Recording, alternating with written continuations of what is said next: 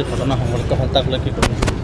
প্ৰথমে আজি ৰাষ্ট্ৰীয় বজৰংদল আৰ আন্তঃৰাষ্ট্ৰীয় হিন্দু পৰিষদেৰ পৰা ডক্টৰ প্ৰবীণ ভাই টগৰিয়াৰ নেতৃত্বত আজি গৰুইপাৰ ভূখণ্ডত কাশ্মীৰত সংঘটিত হোৱা নক্কাৰজনক ইছলামিক জিহাদৰ হাতত হিন্দু হত্যাৰ প্ৰতিবাদত আজি এই প্ৰতিবাদী কাৰ্যসূচী হাতত লোৱা হৈছে।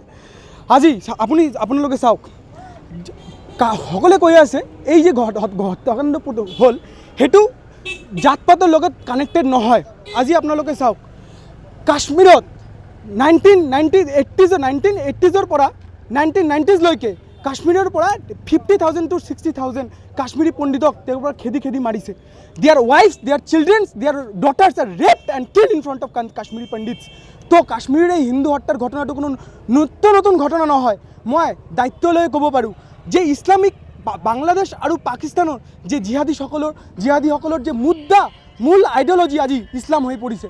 মই সেইটোৰ কাৰণেই ভাৰতবৰ্ষত উপস্থিত সকল ইছলামিক মানুহৰ পৰা একটা মোৰ আবেদন আছে যে আপোনালোকে অতি সোনকালে ওলাই আহক আৰু মছজিদৰ পৰা আপোনালোকে ফটোৱা জাৰি কৰি কওক যে ইছলামটো পাকিস্তান আৰু বাংলাদেশ ফ'ল' কৰি আছে, এইটো আপোনালোকৰ ইছলাম নহয়, এইটো জিহাদী ইছলাম, এইটো জেন'চাইডাল ইছলাম। আৰু চাওক, এই আজি হিন্দু মানুহক মাৰিলে, আজি হিন্দু মানুহক মাৰাৰ পিছত মানুহে কৰি আছে এইটো ছেকুলাৰভাৱে হ'লে জিহাদীৰ কোনো জাত পাত নাই। তেওঁলোকক শুধু মাৰিছে হিন্দু বুলি, কলমা পৰাই মাৰিছে। এইটো লজ্জা হ'ব লাগে আপোনালোকক, কি আপোনালোকে সেইটো ক'ব নোৱাৰে ভালকৈ যে হিন্দু হত্যা হৈছে। এইটো হিন্দু হত্যা হয়, কোনো নৰ্মেল টুৰিষ্ট হত্যা নহয়।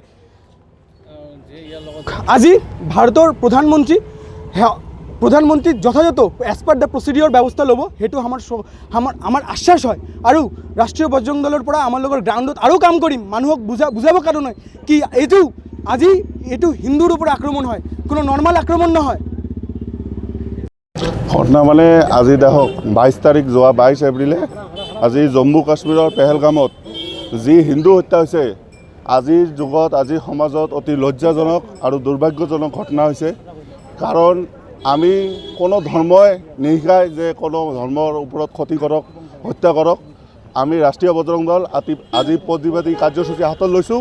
আমাৰ প্ৰতিবাদী কাৰ্যসূচী হাতত লোৱাৰ এটাই উদ্দেশ্য যে সকলো ধৰ্মৰ মানুহ, সকলো জাতিৰ মানুহ একগোট হৈ কাম কৰিব লাগে। আজিৰ যুগত, আজিৰ সমাজত মানুহে মানুহক হত্যা কৰি এনেকুৱা অমানৱীয় আৰু জঘন্য কাণ্ড যাতে এই পৃথিৱীত নহয়, সেইটোৱে আমি কামনা কৰোঁ। আৰু পাকিস্তানৰ আমাক ভাৰতৰ প্ৰধানমন্ত্ৰী নৰেন্দ্ৰ মোদী ডাঙৰীয়াক আমি এইখিনি ক'ব খুজিছোঁ, যদি আপোনালোকে পাকিস্তানক যদি কিবা ক্ষতি কৰিব নোৱাৰে, তাহলে আমালোকৰ হাতত দায়িত্ব দিয়ক।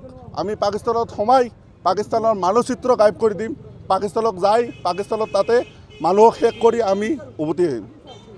যিকোনো খবৰৰ বাবে যোগাযোগ কৰক 7099017330 লগতে 7099017110 নম্বৰত।